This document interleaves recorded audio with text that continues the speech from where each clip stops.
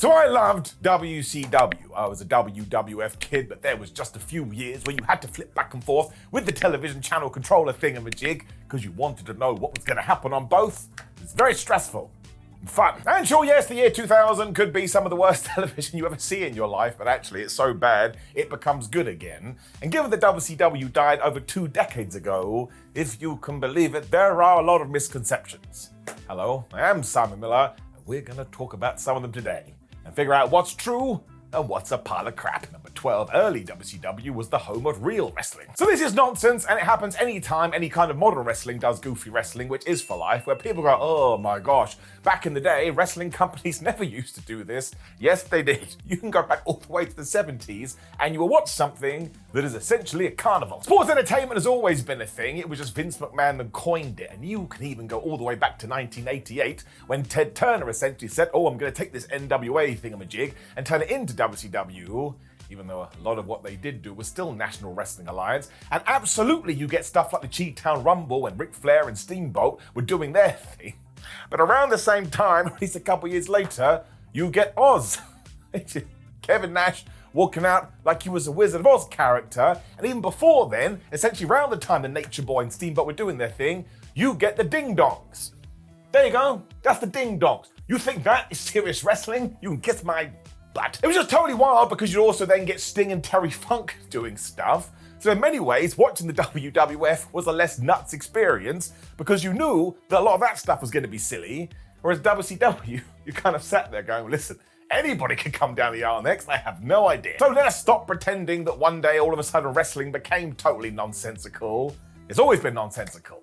And if we're honest, that's why it's so damn good. Number 11, the Cruiserweight division died with Oklahoma. I mean, it certainly did take a hit, because yes, here is Oklahoma, which was Ed Ferrara doing a terrible Jim Ross impression, which was genuinely offensive. And you can see by this image, no, he was not a Cruiserweight, and yet for some reason he still won the Cruiserweight Championship, and then he feuded with Medusa. Now listen, this isn't on Medusa's feet, it wasn't her fault, but all of this was absolutely terrible. And of course it came from the mind of Ed and Vince Russo. They were running the show. Of course they were. It did not kill the championship though, because after that there was still a bunch of amazing names that stood up to ensure we did do better by this championship. You had Elix Skipper, you had Shane Helms, you had Chavo Guerrero, and a bunch more who realized, oh my gosh, this whole cruiserweight idea is one of the reasons WCW did become so popular. So even though numbers are going in the wrong direction, let's do what we can. It's also what Eric Bischoff hung his hat on in many ways. When he did finally take over WCW, he looked at the American wrestling landscape scene and was like, well, maybe we can go down to Mexico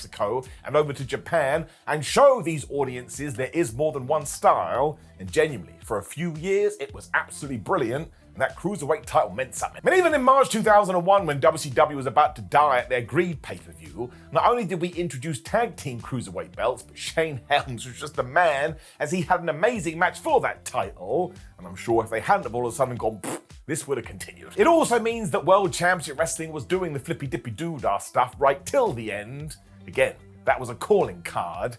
We cannot let gibberish like Oklahoma take away from that. Number 10, the WCW guaranteed contracts. So there is a long touted story that Eric Bischoff just loved spending money. We even called him ATM Eric. And every single person that came through the door, he was like, woohoo, here's a brand new special guaranteed contract. And listen, we will talk about that a little bit later. But in terms of him being the first guy, that is not true. Now, the comparison back then was the fact that Vince McMahon was essentially offering you like $150 for 10 dates, but you would make way more than that based on gates and merchandise or whatever else they were going to do. Like, nobody made that amount. But when WCW was like, look, don't worry about all these business metrics, here's the moolah you are going to put in your pocket, well, that became very exciting. If we actually go through the books though and jump into history, even Hulk Hogan in the AWA was offered a flipping guaranteed deal. Do you think he jumped to the WWF without saying, Vince, I'm gonna need another one of these? Of course he didn't. Now, yes, that's a Hulk Hogan story, so we do have to take it with a pinch of salt, but again, there's loads of other wrestlers that are like, no, I got this too. And also, not all of these guaranteed contracts Eric Bischoff did hand out were for millions of dollars. Like when he lured Lex Luger back over, he offered him $150,000 a year, which was not considered top guy money at the time. But he didn't really want Lex to come back, and he wanted Lex to prove a point. So let's not run around going, oh my gosh, he overspent on everybody, because he didn't. Now, there are some individuals who did get way too much, But you gotta balance the books. Number 9, WCW is where the old guys play. Now it does make sense to talk about this, because around about the mid-90s, the WWF made this their entire campaign. If you want to watch old man Hulk Hogan and old man Randy Savage doing their thing, that's fine, but we've got the new generation. At the same time, they had Jake Roberts versus Jerry Lawler. Now listen, no problem with that. They're a couple of goats, but it kind of goes to show it was just marketing. When you actually look at both rosters, they were basically the same. I mean, really the WWF's biggest problem is that they overly focused on this, and we had those awful skits featuring the Huckster and the Nacho Man. It was like, all right, man, you keep talking about all these brand new wrestlers. Can we see them? Then we got a bunch of cartoon characters. So this really isn't what it seemed like. And the whole point is age doesn't actually matter in pro wrestling if you are connecting with the audience and you can still go. So sure, WCW had a bunch of veterans, the WWF had a bunch of veterans, and then there was like loads of people bubbling underneath. Now listen, World Championship Wrestling did get it so poorly because they would never build new stars, but in pretending it was all a bunch of 4-year-olds, say it again, it's not true. Number 8, WCW Thunder was born out of Eric Bischoff's ego. When Thunder debuted in January 1998, WCW Nitro was the most popular wrestling show in the world, and it was trumping Raw. That's why many fans thought, oh, we can see what Eric Bischoff is doing. He has commissioned a second show because he wants to build on the success of what they were doing on Monday nights. Once again, that's a fallacy. It was the Ted Turner executives who were like, oh my gosh, we can take advantage of it. And Bischoff even pushed back like, this is a really bad idea, but you don't get to argue with the suit. It's one of the reasons he wanted to try and bring Bret Hart in, because he was like, oh man, we can build the entire show around him. Where once again, Ted Turner and friends were like, no, we need every single star on Thursday nights as well. Otherwise, what's the point? This was meant to be a brand split before the brand split, but people said no. Therefore, Thunder wasn't about Eric Bischoff's ego at all, but it was about WCW pushing their luck, which is somewhat ironic because like 3 years later, they go out of business because they did go too far in one direction. Just goes to show how quickly things in the wrestling business can change. Number 7, they didn't create homegrown stars. Go tell that to Booker T. I think he'll be quite annoyed. Then maybe have a word with Sting. Then maybe have a word with Bill Goldberg. I'm pretty sure all of these people became massive in WCW. DDP also used it as a massive jumping off platform, and you had Chris Jericho, you had Dean Malenko, you had Eddie Guerrero, and a bunch of other people, which would lure fans in to check out WCW. And once again, don't get me wrong, they were held down, but if you were just watching the 2-hour block of Monday Nitro, well, they still felt like a big deal, and they still were getting TV time. It also got even bigger when they got to WWE because they used WCW as their foundation. And once again, the story is true that the likes of Hulk Hogan and who knows who else held everybody down. And then also, I kind of just touched upon it, what did WWE do at every single avenue they could? They tried to sign these guys because they thought they were stars of the wrestling industry. And they were made in WCW. It's a little bit of a paradox. Number 6, David Arquette ruined the big gold belt. I mean, him winning it didn't help, although I always like to shout out David Arquette, because he not only went to WCW creative team and said, this is a really bad idea, but all the money he earned from this run, he gave it to wrestling families who had suffered tragedies. That is a good dude. On the 26th of April 1999, though, David Arquette, the Hollywood actor, did win the WCW World Championship in an absolute schmoz on Thunder, because Vince Russo thought this would be a great way to increase the ratings. Wasn't. The thing is, though, you need to go back and watch the TV before this for a big chunk of time, because WCW was already doing a bunch of nut stuff. Like in January, we had the finger poke of doom, and this WCW Championship changed hands so many times, you couldn't take it seriously. So by the time David did have it around his waist, they were like, well, of course that's going to happen. I mean, next is probably going to be Elmo. I mean, you could argue the whole Kevin Nash and Hulk Hogan boop thing was way worse, because they were meant to be serious wrestlers. This is mostly because Vince Russo thought championship belts were nothing more than props, and you shouldn't have any emotion attached to them. So yeah, it was long dead, way before David Arquette had anything to do with it, and it's always salvageable, but by the time WCW got their fingers in gear, whatever that means, the company died. Number 5, insert famous terrible moment here. Because there were loads of these, such as the finger poke of doom, or putting Judy Bagwell on a forklift, or having a Viagra on a pole match. You kind of already see what my point is here. There wasn't one terrible moment that killed WCW. It was a lot of things, and then somebody else pulled the plug. Because WCW would have continued to trundle forward in 2001 if the executives of the show had wanted to continue it, but Jamie Kellner, who got promoted to a very high position, was like, I don't like wrestling, I think it's terrible, I think it drags this station down, I want it cancelled, I want it gone. That was that. Had no more TV time. Without TV time, your television show isn't worth anything. WWE buys it, the end. And yes, of course, once again, Hogan deciding to just touch Kevin Nash to win their biggest prize absolutely contributed, because if WCW was making the kind of money they were in 1998 and 2001, somebody could have pushed back against Kellner and went, no man, this is a cash cow.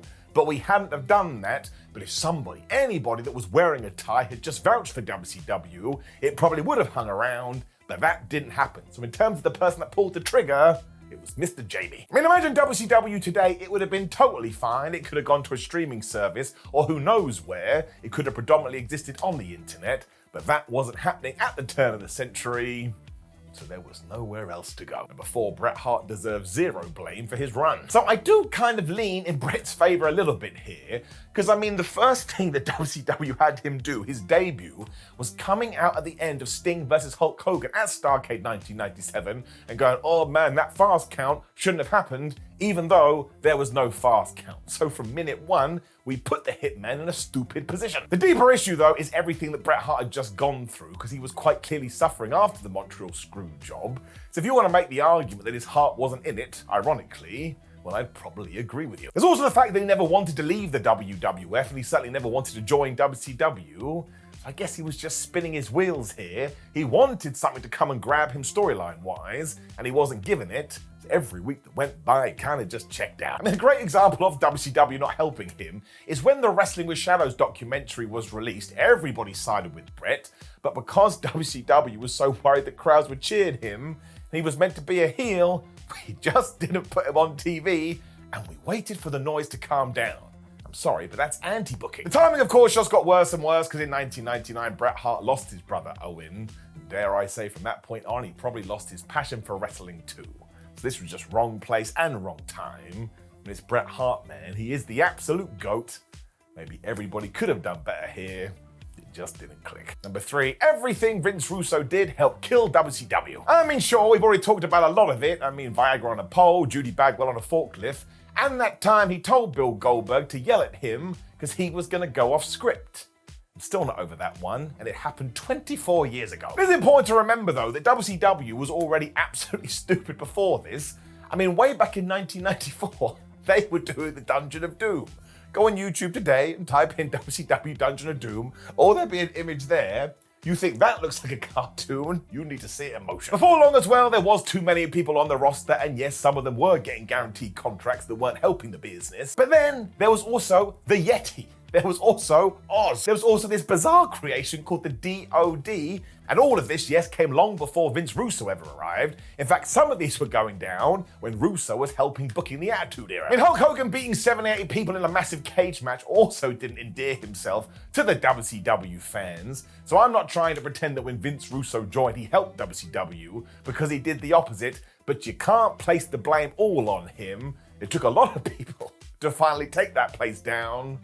Well, we've actually talked about a lot of them today. Number 2, everything at the end sucked. I mean, not quite, as we've already talked about, a lot of the year 2000 was utter garbage, but you still get Scott Steiner totally reinventing himself and becoming a main eventer, and I ain't ever gonna get mad at Booker T finally becoming a world champion. That was long overdue. The Cruiserweights, of course, are also working super hard to get over this stupid Oklahoma shit. And come 2001, the company actually hit a massive reset button, and if you do go watch the last couple of shows, you're like, wait a minute, maybe they are gonna get back on the right path, before the call came in from Mr. Kellner and it was gone. I really do think if they were able to trumble on past March, they actually would have found a second lease of life, because I think they finally realized we're in dire straits here.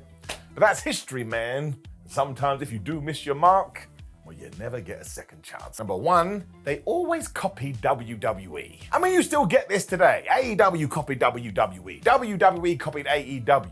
It's not a thing, man. Wrestling is cyclical and it's been around for so many years, every idea has been done. So it's about taking that concept and reimagining it in your own image. If you get it right, more power to you. The truth is, in many ways, during the late 90s, a lot of what WWE and WCW was doing came from ECW, and it most definitely came from Japan. Once again, though, when World Championship Wrestling did get this right, it was the World Wrestling Federation who kind of popped over like, oh man, maybe we should do a bit of that. I mean, look at the NWO and then look at the birth of D-Generation X. That's not a coincidence. It's because Shawn Michaels went to Vince McMahon and was like, have you seen what they're doing? It's like interesting, mature adult entertainment, and we really should be doing that too. I mean, the New World Order also felt totally fresh when it came to American shores, and essentially gave birth to the idea of the wrestling stable we still see today. And if you want to make the argument that WCW had Starrcade before WWF had WrestleMania, have at it, dude. There's the comments. You've got a lot of evidence. It's also only fair to point out that a lot of the things Eric Bischoff did for Monday Nitro totally changed the game, and Raw pinched those as well,